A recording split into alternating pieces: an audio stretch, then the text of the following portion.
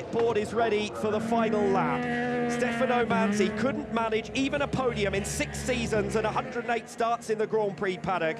The move to Supersport saved his career. Podiums in more than half the races he started, 2 silver medals in the last 2 years, and now Stefano Manzi is the 2025 Supersport World Champion.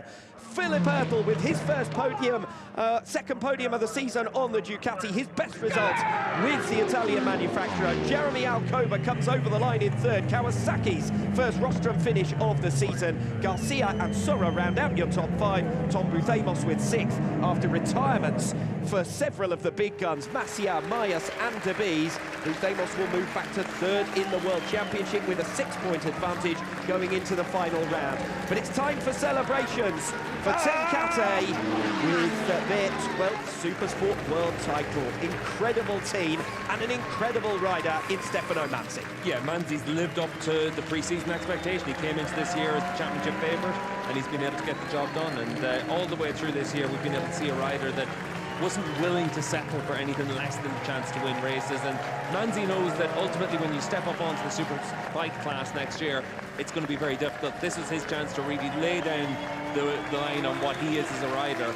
And a lot like what we saw from Locatelli or Cortez and Randy Krummenacher even, and a few other riders, we've seen them come across in the Grand Prix classes, Moto2, into the Super Sport class and show just how good of a rider they are. And for Manzi, it's going to be that comparison to Locatelli that's going to be made over the next few years, because he's going to be on the same bike as him next year. Real shame that we lose Valentin De Bees in the latter stages. Would have been great to have a fight, a genuine fight. Channel Chu hitting problems as well, but ultimately Manzi's deserved coming over the line to win the race, to win the championship, I think, and he did look like he made that race his own anyway. Yeah, I think by the time he had hit the front, he wasn't going to be headed again, and it would have been good to see De Bees able to bring that bike to him, but ultimately we've got 3 different manufacturers up there in the podium. We've got lots of form that's changed over the course of the season, and Supersport has delivered some great racing all the way through this year with that variety at the front of the field. The one constant has been the fact that Manzi's always been up there.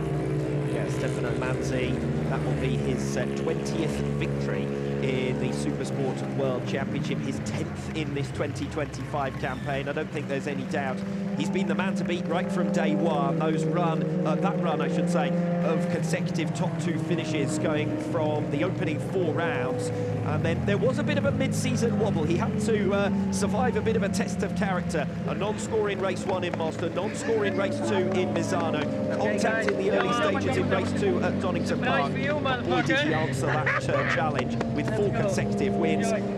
And now it's time for a grand celebration, by the looks of things, for Stefano Manzi and Tenkate Yamaha. Yeah, you can see everyone there just waiting for Manzi, and you'd imagine that it's going to be the traditional gold leathers, but it could be anything with the Tenkate. I haven't heard the word party from Kervin and from Tenkate since the Domi days, but I suspect there'll be a party tonight. Yeah, they won't be afraid of opening a few beers down there in Tenkate.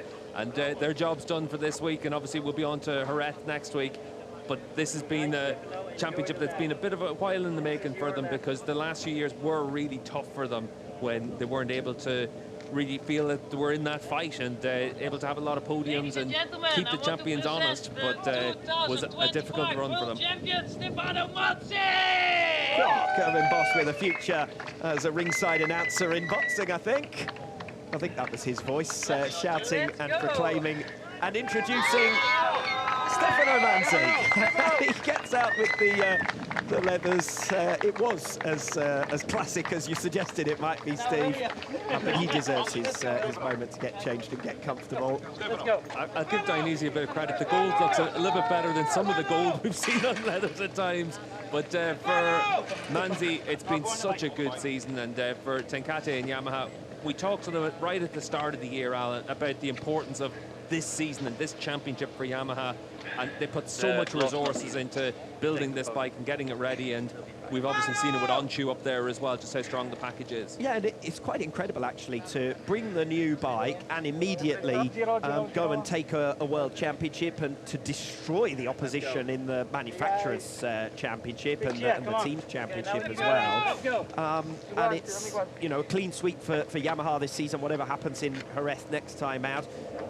the Ducati itself obviously took world titles with Bolliger and Huertas, but it took a little bit of time for it to get to the front in Supersport. Yeah, and then the one thing about it as well is now with the experience that everyone has with the next-gen rules, we've been able to see the job to easier at times. And then when you look at the fact that Kawasaki's back up there on the podium with their new bike for this year, they've got reasons to be encouraged now after this season, and certainly for Yamaha, now the question is how did they keep the run going, and is Manzi going to be replaced by Chan On-Chu, and is that the way that Tenkate get another championship next year? And everyone starts to look forward almost straight away.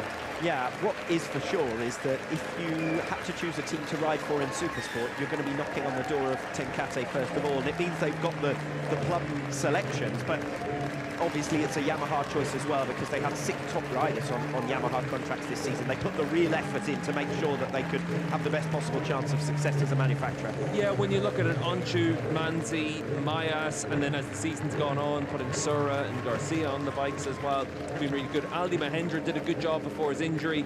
Obviously Okamoto, the teammate to Manzi, there'd be questions about that role, but for Yamaha, they put the right riders in place and in the right teams. And even the signing of Rinaldi was worth a go. It was a big name to step back from Superbike to Supersport. Obviously that one didn't work out, and he's moved back to WorldSBK. But it was a lot of big effort. Looks like the flag's got a little bit ripped up there, but what's left of it? Stefano Manzi makes his way back to the pits. First mistake of the race. Yeah, you can see the Yamaha just spitting out bits of the tricolore there, but easily done. And for Manzi, I think that if that's the only mistake you're making today, you've done a good enough job to get it across the line. What's he left with the Iranian flag? I'm not quite sure what's only green and white they're actually making. Well, we're off to Andalusia see it actually. You can see for Manzi as he comes back in, he'll get a good reception as well down there in pit lane, and I think the other Supersport teams and riders know how good of a job he's done over the years. Stefano Manzi then making his way back into the pits. Victory over Philip Ertel and Jeremy Alcover. And as you said, 3 different manufacturers on the podium. Manzi comes away with the victory. It's clear that Yamaha have had a tougher task of getting this one over the line in the last 2 rounds than they had earlier in the season, where they were that much more dominant. As we see Valentin de Bees giving the congratulations. Toprak Razgatlioglu was down there as well. Michael van der Mark down there as well, a former Tenkate world champion in Supersport class. Yeah, good to see. It's a great paddock to be part of, isn't it? Everyone's very supportive. Making his way in, your 2025 world champion. Cue the celebrations.